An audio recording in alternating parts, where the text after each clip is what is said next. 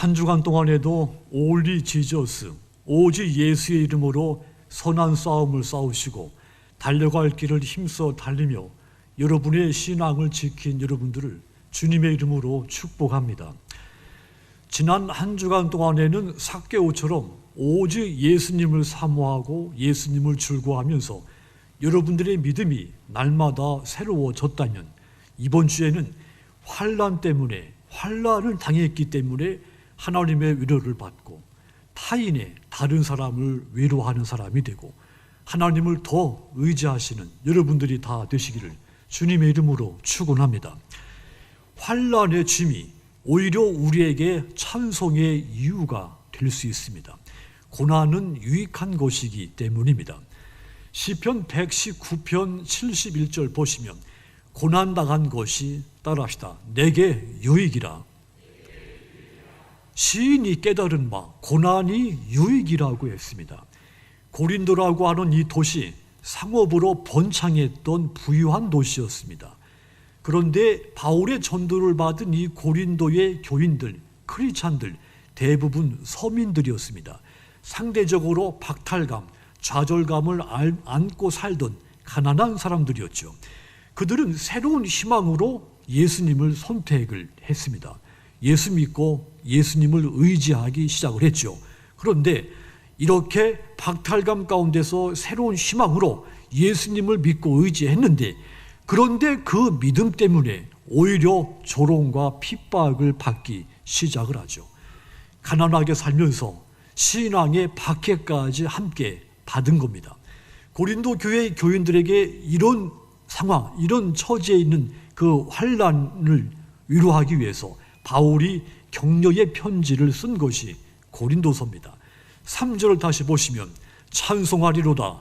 그는 우리 주 예수 그리스도의 하나님이시요 자비의 아버지시요 모든 위로의 하나님이시며 온갖 위로를 주시는 하나님께 찬송을 드리자고 했습니다. 왜냐하면 그분은 우리 주 예수님의 하나님이시고 아버지시고 자비로우신 위로하시는 하나님이기 때문이다 그랬습니다. 다시 말하면 환난을, 고난을 당한 가운데서도 하나님을 찬송해야 한다는 권면입니다. 바울은 그 이유를 환난이 유익한 것이기 때문이다 그렇게 말했습니다. 그렇다면 고린도 교인들에게 환난이 유익한 이유는 무엇이며 오늘 저와 여러분들이 환난을 당했을 때 이 환난이 내게 유익한 이유는 무엇입니까? 가장 먼저는 환난을 통해서 내가 하나님의 위로를 더 깊이 체험할 수가 있습니다.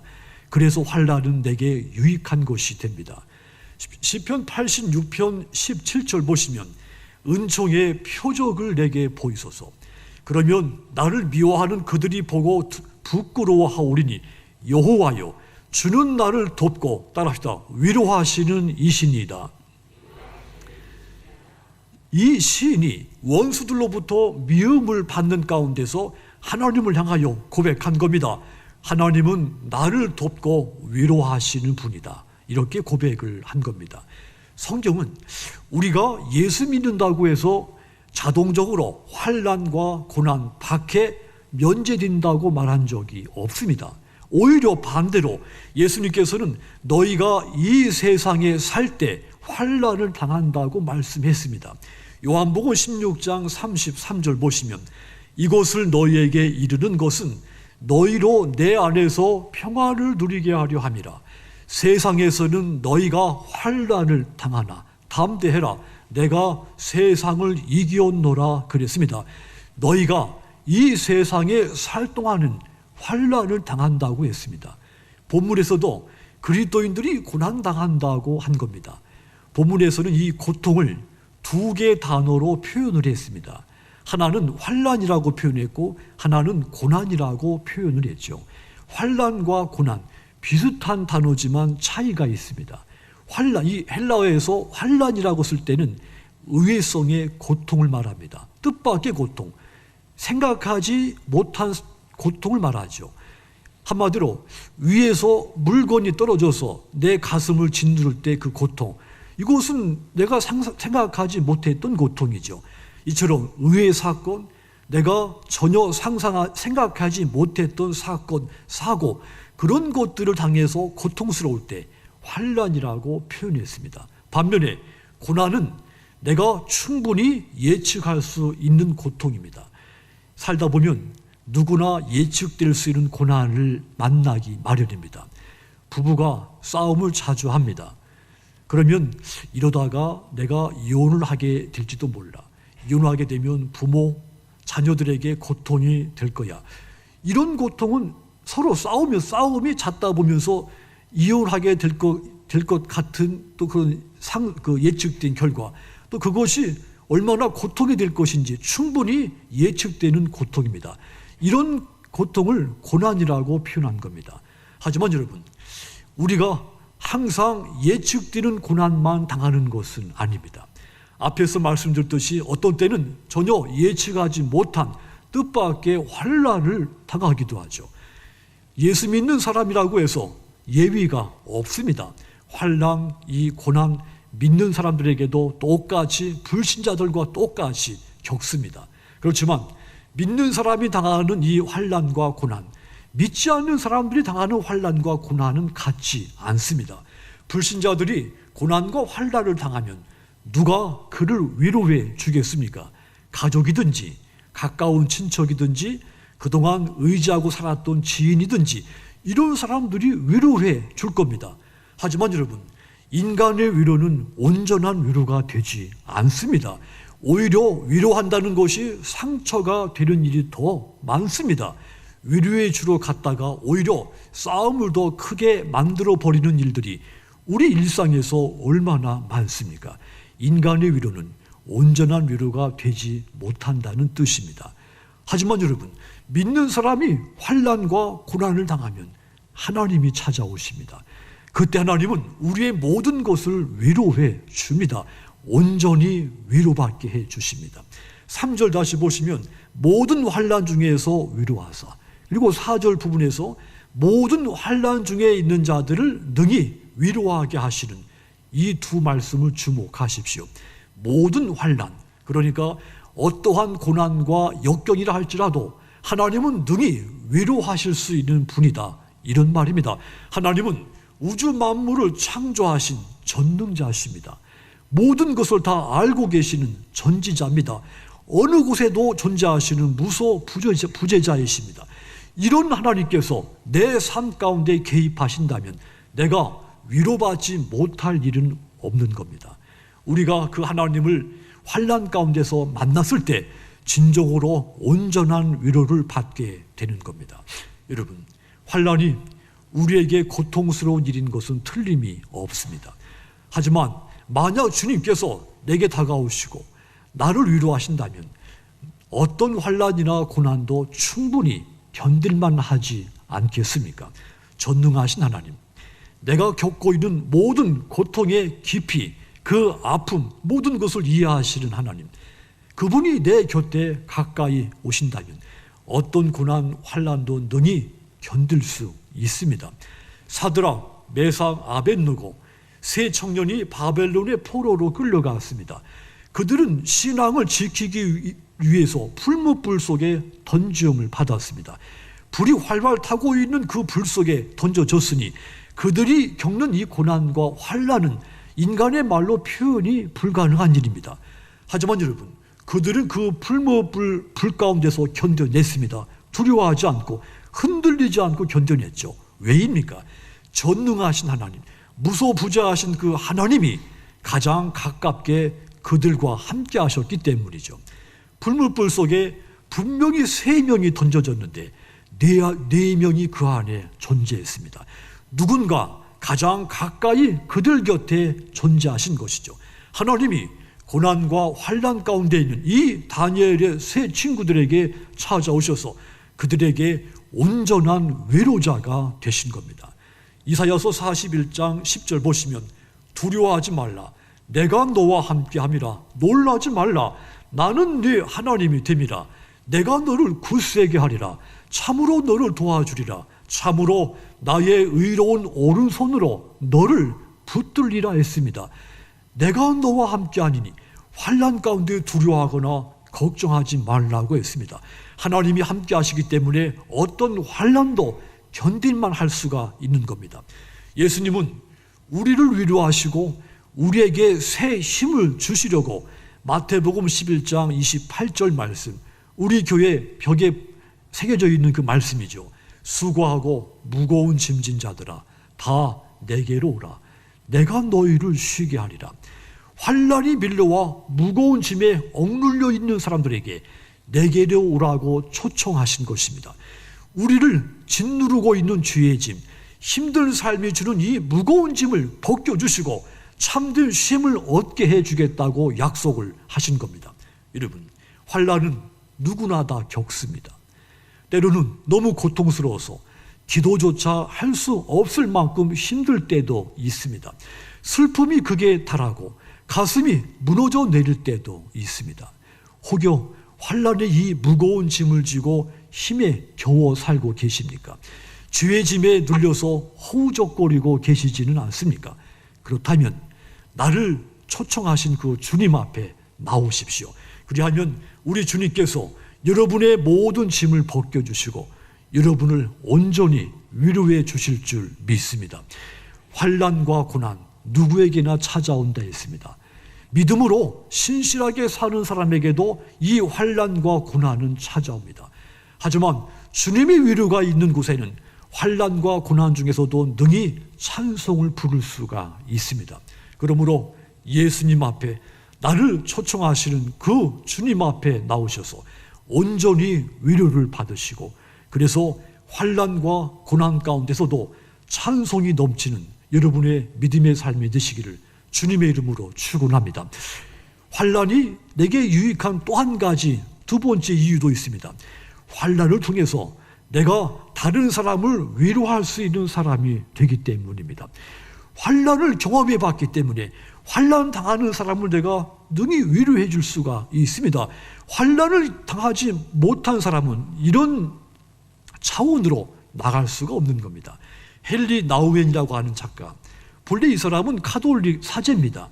그런데 이분의 글은 상당히 복음적이었죠. 그래서 이 개신교 교인들도 이분의 책을 많이 읽습니다. 감동을 많이 받죠. 그분의 책이 많은데 상처받은 치유자라는 책은 대표적인 책이라고 할 수 있습니다. 그분은 이 책에서 예수님은 이 땅에 오셔서 짧은 생애를 사셨지만 가장 큰 상처를 받은 분이었다, 이렇게 설명을 했죠. 사랑했던 제자들, 신뢰했던 제자들한테 버림받고 배신을 당하시고 홀로 던지음을 받으시고 마지막에 십자가에 못 박히시고 고통을 겪으셨습니다. 그렇게 33년 짧은 인생을 사셨습니다. 하지만 주님이 받으신 상처는 100년을 산 사람보다 더 상처가 컸다는 말이죠. 하지만 주님이 자신이 상처를 받으셨기 때문에 상처받은 다른 사람을 깊이 이해하시는 것입니다. 다른 사람의 눈물, 타인의 고통에 공감하시고 함께 아파하셨다는 것이죠. 그래서 예수님이야말로 진정한 인간의 치유자가 되신 분이다, 이런 이야기입니다. 그래서 이 나우에는 예수님을 가리켜서 상처받은 치유자, 역설적인 표현이지만 의미가 강하게 있죠. 상처받은 치유자. 한 걸음 더 나아가서 우리가 예수님의 그 제자라면 우리도 상처받은 치유자가 되어야 된다, 이런 이야기죠. 그래야 예수님처럼 다른 사람을 위로할 수 있는 사람이 될 수 있다는 뜻입니다. 그렇다면 우리가 상처를 받았지만 하나님의 큰 위로를 받고 치유되고 회복이 됐습니다. 그렇다면 더 한 걸음 나아가서 상처받고 있는 다른 사람을 치유하고 회복시켜주는 위로자가 되어야 하는 겁니다. 말하자면 우리도 예수님처럼 상처받은 치유자인 것이죠. 그렇다면 상처받은 치유자가 된 우리는 이 세상에서 하나님의 위로가 가득 찬 세상으로 채워 나가는 겁니다. 그것이 하나님이 우리를 그 환난 가운데서도 위로해 주신 목적이고 또 하나님이 원하시는 이 세상의 모습이기 때문인 겁니다. 본문 4절도 보시면 우리의 모든 환난 중에서 우리를 위로하사 우리로 하여금 하나님께 받는 위로로서 모든 환난 중에 있는 자들을 능히 위로하게 하시는 이시로다. 환난 중에 있는 모든 사람들을 위로하시는 하나님, 그 하나님은 우리를 위로하시고 우리 또한 모든 사람을 위로하는 자가 되라, 이런 권면입니다. 성도 여러분, 환난을 당했습니까? 당한 환난과 고난이 크십니까? 그렇다면 오히려 하나님께 찬송하시고 감사하십시오. 그 환난이 여러분들로 하여금 다른 사람을 위로하는 사람이 되게 만들었기 때문입니다. 혼자 사는 사람의 사정은 혼자 사는 사람이 잘 알 수밖에 없습니다. 똑같습니다. 환난을 겪어본 사람이 환난을 겪고 있는 사람의 사정을 잘 알 수 있는 겁니다. 세상에서 상처를 받았지만 하나님의 큰 위로로 치유되고 회복된 사람, 더 나아가서 다른 사람을 치유하고 회복할 수 있습니다. 예수 믿는 저와 여러분, 예수님처럼 위로자가 돼서 이 세상이 하나님의 위로로 가득 채워지게 하기를 주님의 이름으로 부탁을 드립니다. 데살로니가 전서 4장 18절 보시면, 그러므로 이러한 말로 서로 위로하라. 따라합시다. 서로 위로하라. 주님께서 재림하시는 그날까지 거룩하고 순결하고 존귀한 말로서 서로 위로하며 살라 그랬습니다. 너희가 위로자이기 때문이죠. 그러므로 사랑하는 여러분, 환난을 통해 나를 세상의 위로자로 세우신 그 하나님, 그 하나님께 찬송과 영광을 돌리시도록 주님의 이름으로 축원합니다. 또한 우리에게 내가 환난을 당해서 오히려 내게 그것이 유익된 또 한 가지 이유가 있습니다. 환난을 당했기 때문에 내가 더 하나님을 의지하게 되는 겁니다. 환난 때문에 하나님을 더 많이 의존하는 사람으로 달라졌기 때문에 환난은 내게 유익한 것입니다. 대부분의 사람들은 자신의 삶이 순탄하든지 번영할 때 자기 과시의 기회로 삼죠. 내 실력대로, 내 계획대로, 내 아이디어가 시대에 맞게 적중돼서 내가 꿈을 성취했다고 생각하죠. 그리고 이것을 과시하고 싶어 합니다. 누구나 다 이런 성품을 다 갖고 있습니다. 이런 꿈들을 다 품고 있죠. 그런데 이 속에는 허용이 숨겨져 있습니다. 자기 우상화의 미혹이 담겨 있는 겁니다. 하지만 그런 사람이라도 환난을 경험하고 나면 달라지기 시작합니다. 자신에 대해서 진실해지기 시작하죠. 자아가 부서지기 시작합니다. 자기 우상이 무너지기 시작하는 겁니다. 인간은 어리석습니다. 죽을 뻔할 만큼 환난, 고난을 겪고 나서야 버려야 할 것을 버리고 고쳐야 할 것을 고칩니다. 마지노선이 무너져야 하나님께 손들고 나옵니다. 대개의 사람들이 그와 같습니다. 환난과 고난 겪고 나면 별것 아닌 자신의 진실을 발견하게 되죠. 자신은 피조물에 불과하다는 것, 그러니까 내가 흙으로 만들어졌고 흙으로 돌아갈 수밖에 없는 인생인 것을 깨닫게 됩니다. 그리하여 환난을 통해 자신의 육체, 건강, 물질, 지혜 이런 것을 의지하는 마음을 비로소 버리게 되는 겁니다. 어떻게 달라집니까? 하나님을 더 의지하기 시작을 하죠. 나를 의지하던 사람이 하나님을 의지하는 사람으로 달라지기 시작하는 겁니다. 이것이 환난이 주는 유익인 것입니다. 바울이 혹독한 고난과 환난을 겪고 거의 죽음의 벼랑 끝까지 몰렸던 사람이었습니다. 어떤 환난이었습니까? 8절 보시면, 형제들아 우리가 아시아에서 당한 환난을 너희가 모르기를 원하지 아니하노니 힘에 겹도록 심한 고난을 당하여 살 소망까지 끊어지고, 바울이 아시아에서 희망마저 잃을 정도의 고난과 환난을 당한 것입니다. 사도행전 19장도 보시면 바울이 이 소아시아 에베소에 갔을 때죠. 거기 갔더니 우상 형상을 만들어서 장사하는 데메드리오라고 하는 사람이 있었습니다. 이 데메드리오, 바울이 에베소에 와서 복음을 전하고 에베소에 영적인 부흥이 일어나면서 우상 형상들이 팔리지 않기 시작을 한 겁니다. 그가 바울을 죽이려고 했습니다. 고린도후서 11장 이하 말씀 보시면 바울이 이 전도 여행 과정에서 많은 위협을 당합니다. 강의 위험, 강도의 위험, 죽을 뻔한 위기들을 수없이 만나게 되죠. 바울은 힘에 지나도록 심한 고난, 환난을 받습니다. 살 소망까지 끊어질 지경까지 갔다. 그렇게 표현을 했습니다. 하지만 여러분, 이 경험이 살 소망까지 끊어질 정도의 이 환난, 고난, 이 경험이 어떻게 바울에게 어떤 유익이 됩니까? 구절과 같은 고백을 나올 수 있게 만든 겁니다. 바울은 아주 신실한 사도였습니다. 자신의 목숨을 바친 사람이었죠. 그럼에도 불구하고 이 신실한 믿음의 사람, 사도, 이 바울에게도 환난이 찾아온 겁니다. 하지만 여러분, 이러한 자리에서 바울은 놀라운 사실 하나를 발견합니다. 9절 보시면 우리는 우리 자신이 사형 선고를 받은 줄 알았으니 이는 우리로 자기를 의지하지 말고 오직 죽은 자를 다시 살리시는 하나님만 의지하게 하려 하심이라. 환난을 통해서 바울이 살 희망까지 끊어질 정도의 이 극심한 환난을 겪고 나서야 자기를 의지하지 않고 하나님을 의지하게 되었다는 말입니다. 물론 바울이 지금까지 하나님을 믿지 않은 것이 아닙니다. 하지만 하나님을 믿으면서도 상당한 부분 자신의 지혜와 경력과 능력, 자신의 의지를 더 함께, 하나님과 함께, 그것도 동시에 의지를 했던 거죠. 하나님과 자기 둘 다 붙들고 있었던 겁니다. 하지만 이 큰 환난을 겪고 나서 깨달은 것이죠. 내가 붙들고 있었던 것은 의지할 대상이 못 된다는 것을 깨달은 겁니다. 그리고 그때서 이제 손을 놓은 겁니다. 자기 자신과 결별을 한 겁니다. 이제는 더 이상 나를 의지하지 않고 오직 하나님만 의지한다.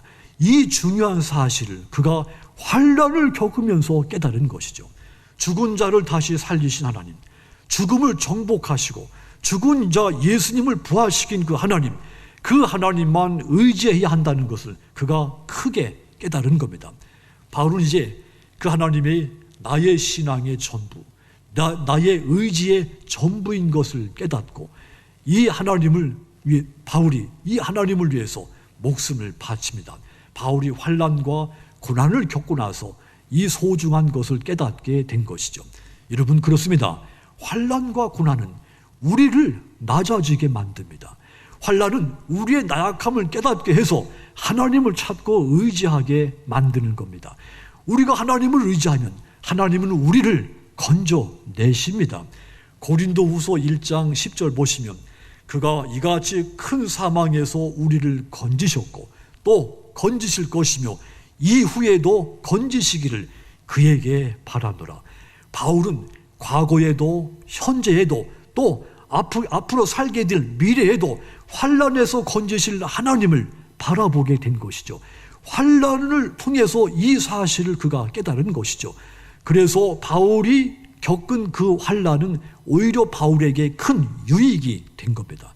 그러므로 사랑하는 여러분들 또한 환난, 고난을 당하시거든 오히려 감사하시고 찬송하시기를 바랍니다. 환난이 여러분들을 더 하나님을 의지하게 만들기 때문입니다. 하나님이 원하시는 모습으로 여러분이 달라지게 되기 때문입니다. 하나님을 의지하면 전에도 환난에서 건지셨던 그 하나님이 현재도 미래에도 여러분들을 환난에서 건져내셔서 마침내 힘들지만 그래도 그 속에서도 찬송과 감사가 넘치는 삶으로 여러분을 만들어 가실 줄 믿습니다. 사랑하는 성도 여러분, 우리가 이 코로나 때문에 환난과 고난을 겪고 있습니다. 직장을 잃기도 하고 또 기업을 운영하기가 너무도 어려운 환경이 되기도 했습니다. 하지만 여러분, 지금의 이 코로나 시기는 우리의 신앙을 뒤돌아보게 만드는 좋은 영적인 기회가 되기도 합니다. 지금 당하는 환난에서 내가 하나님의 위로로서 힘을 얻고 있는가? 내가 받은 위로로서 내가 또 다른 사람을 위로하는 위로자로 살고 있는가? 환난으로 인해서 오히려 내가 더 하나님을 더 의지하는 사람으로 내가 달라졌는가? 이런 것들이 성찰되는 시간이 되기도 하기 때문이죠. 이 코로나 시대 한가운데서 환난이 오히려 내게 내 인생 전체에 유익이 돼서 하나님을 찬송하시는 성숙한 믿음의 여러분들이 다 되시기를 주님의 이름으로 축원합니다. 기도하겠습니다.